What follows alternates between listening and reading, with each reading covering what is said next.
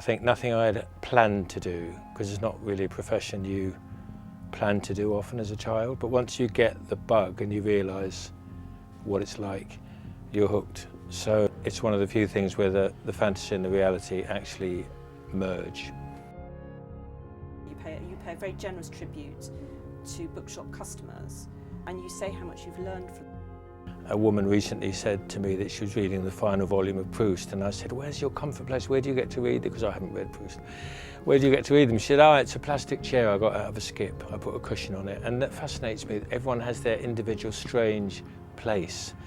Someone else told me there was a book by Ursula Le Guin called The Carrier Bag Theory of Fiction, and I questioned her. I thought she was wrong because I'd never heard of it. And she said, "Oh yeah, it's published by Ignota. I'll get it from them." And she swept out the shop. And Ignota was founded in the Peruvian mountains in 2017 or something. Amazing independent publisher. Never would have heard of it without this customer. And there was someone else recently was buying an obscure Stanislav Lem. Now I knew Solaris from the film, but I haven't read the book. And the person said, "You work in a bookshop and you haven't read Solaris."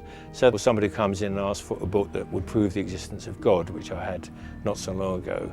What have you got that would prove the existence of God? That sort of really pleasantly sobering feeling you get from customers that there's all these wonderful books out there that they've read and that they can give you recommendations to, and that they discover by accident in the shop as well. I think I enjoy even more as I got older listening to them and their stories and getting recommendations from them. Seeing serendipity happening is another wonder of the job, I think. However stressed you are, I see people often, they stop at the doorway and they inhale and they exhale, and they're entering a slightly different state in the bookshop. You really can't ignore when you see children literally jumping for joy with their money to get something, get a book. And I think a lot of customers don't really lose that joy of being in a bookshop.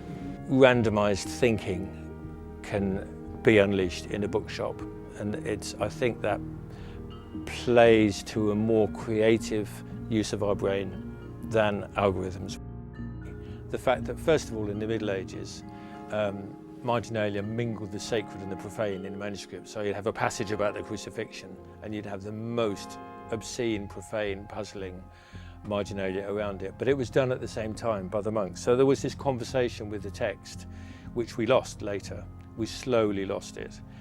I think partly because of censorship in the Reformation, and then partly because of universal education. We had teachers telling us, "Don't touch that text." And we had this new reverence for the text, and we had the idea of the canon of literature that mustn't be touched. But a lot of polymaths like Descartes, Newton, did engage with the text, and John Dee, and they instructed you to. And someone like Newton had a code of about 400 different symbols for ways to react to bits of the text he wanted to remember. So, and they specifically said that you need to engage with the text to read it and have this sort of conversation and take it in. And how often have we heard people say, especially customers, "Oh yeah, I have read that, I read it years ago. Oh, I can't remember a thing about it." Which, when it's as long as Anna Karenina, that's a lot of your life to sacrifice, to forget the whole goddamn thing. And yeah, you can write in a reading journal, and that's great. But to write in a book makes you remember things more. And I'm not saying I can yet, but there's a lot of fascinating discussion on the internet of people doing it. We do it as students, and I talk about some of the students at university who do it really vigorously. That's when we do it. And it's funny, we remember those books we've studied. And so I suppose I'm making a plea in the book for starting to do it again. And libraries, a lot of the big libraries around the world have exhibitions of marginalia with amusing little health and safety notices like, "Don't do this yourself," in our books.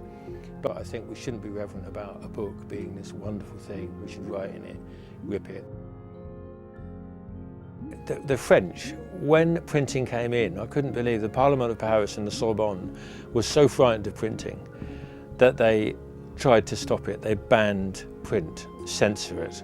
And after they banned print, they burned in a year 23 members of the book trade. Many of them were booksellers. They often burned the bookseller, or strangely an effigy of the bookseller, right up to recent times. And shops we remember, like Gay's The Word in London, which was firebombed by homophobic people. And I think Houseman's Peace bookshop, a lot of these bookshops have been raided for selling.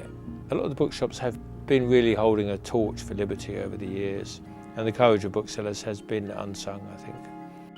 We all grow up as children with some sort of magic, and there's a book that often is the mirror for it.